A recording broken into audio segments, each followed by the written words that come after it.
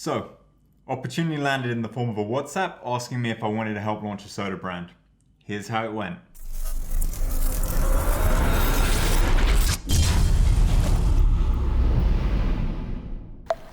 Lately, I've been seeing a lot of crap videos on YouTube about how to make passive income. It's clearly something people want to know about, so let me show you how it's really done. No Fiverr gigs, no dividend investing, no filling out surveys for money. I'm going to launch a soda brand in a brand new market without spending a penny. And I'm going to show you exactly how it's done. My friend James messaged me asking if I could make introductions to drinks distributors in Thailand. Now let me be clear here, none of my friends are even in the drinks industry. But that doesn't matter. I'm not going to write off an opportunity just because I don't have a direct relationship with distributors. I can still make something happen here. I love this. Make a few phone calls, potentially make a lot of money. So, I picked up the phone to James, and it turns out James's friend Paul in Singapore has exclusive rights to Dawson's in Asia. Now you can probably guess from this video I jumped on this straight away. When James messaged me, I could have made my excuses. But I thought to myself, it's low effort, could generate substantial passive income, and it's a great example to show you. I jumped on a call with the factory in Singapore to learn a bit more about the brand and its potential globally. Paul told me that the factory could iterate on new flavors in under 3 weeks. This means we can do our own flavors and our own brand if we really want to. Thinking, okay, this could be way more fun than anticipated. I decided to stick with the original brand name. This makes the most sense because if we can secure exclusive rights to new regions, we can piggyback off the growth of the brand globally. On top of that, in future, if the brand gets bought out by someone like Coca-Cola, they'd have to buy us out too. Now you may be thinking I'm getting ahead of myself here, but stay tuned. A friend of mine did the exact same thing and I asked him to share his story for the sake of this video. But for now, let's continue with how I got started. Before I'd had the call with the factory, I'd messaged a few friends in different countries to see if they could make introductions. My friend Chung writes back, he can make an intro to 7-Eleven. Next up, Thailand. I hop on a call with my best friend Juggy and he tells me he can make an intro to a bunch of supermarket chains in that region. Now at this point you may be thinking, well, that's great for you, but I don't have friends in any of these places. Well, go get them. If you don't have a strong network, you need to build one because your network is your net worth. You don't want to have to build your network at the same time you need something. Nope. As they say, you gotta dig the well before you're thirsty. If you don't have a network, you can still make things happen. You just gotta get out there and kick down doors. By the way, I've got a great example of this. My friend Nick came across a gluten-free lager in the Czech Republic.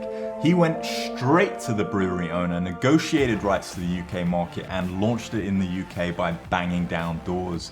Within a year, Celia Lager was in Waitrose, Whole Foods and a bunch of burger chains here in the UK.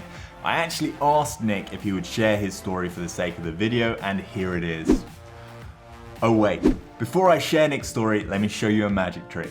Every time you smash that like button, a unicorn appears. Don't believe me? Watch this. 3, 2, 1. First basically put all our savings in just to buy £1,000 worth of stock and took it out to gluten-free shows, took it out to posh restaurants, took it out to anybody who said they do gluten-free in the hospitality world and got feedback. Just hustle. You have to go and talk to people, you have to pick up the phone.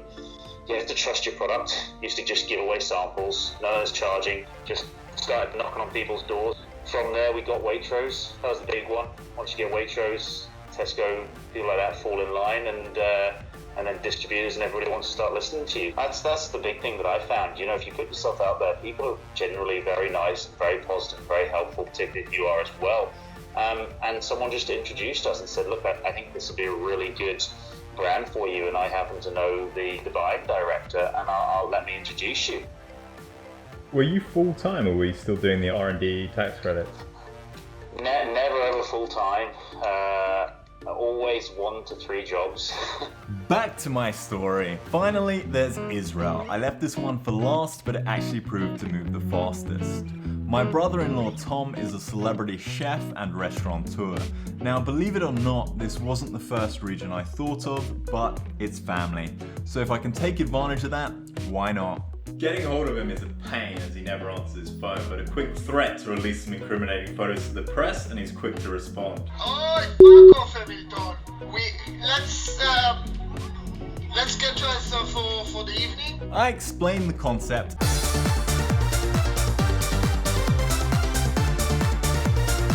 And because Tom has a bit of a following in Israel, it seems we may have our first trial. Funnily enough, Tom was keen to do something in the food and beverage space before this, so we talk about how we can leverage his personal brand to launch Dalston's in Israel. Dalston's is looking to launch some alcoholic seltzers, and Tom and I love this idea. I actually remember reading something about this in The Hustle a while back. If we jump into a growing market, we'll be laughing. We can put Tom's face on a can and even trial them in his restaurants before going to retailers. With that sorted, I sent a quick message to Singapore to arrange for some samples to go out to Tom, and a quick message to Tom's PA to make sure everything's clear at her end. Say hi to Lauren, everyone. Hi, YouTube. And bam, we have our first trial run. At this point, I'm thinking I should probably have tried this drink for myself before pushing it on other people. Within a week, the samples arrive in Tel Aviv, but we have a problem. They're stuck at customs. A quick chat with DHL Singapore and we're told to call DHL Tel Aviv. So I messaged Lauren and asked her to check in with them to see if we need any additional paperwork to get the drinks through. Turns out we need an import license just to get the samples in, but after a bit of back and forth, we managed to get it sorted and the samples delivered. I touched base with Tom again to see what he thinks. First of all, I love it. I love the taste and I love everything about it, but the most beautiful thing about it is the mixture between the soda and the alcoholic drinks. I couldn't have asked for more from that call, really. I do love the idea of doing our own flavour and co-branding it, but we need to figure out if people buy this stuff first. Tom agrees to trial the seltzers at his restaurants, so next up, it's time to get the import license sorted.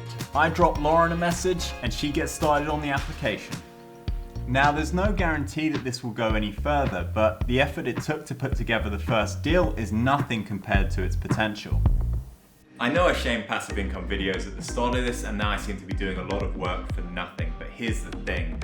Getting a trial within 2 weeks is a pretty significant achievement. These deals usually take months to put together, but the beauty is that once you've done the legwork, they continue to pay dividends with very little oversight. Bear in mind that once a deal is set up, I don't have to do anything else apart from push paper and take a couple of phone calls. Let's say my margin on each can is around 3%. A typical order from any one of these distributors would be over $1 million per year. That gives me an extra $30,000 per year of income. To put that into perspective, if I was earning a 4% dividend income from investments, I'd need to invest $750,000 to earn the equivalent income. Better yet, if the company sells, then I get bought out. Remember Nick? Well, Heineken bought the brewery. Guess what? They had to buy him out too. And that's why I love deals like this.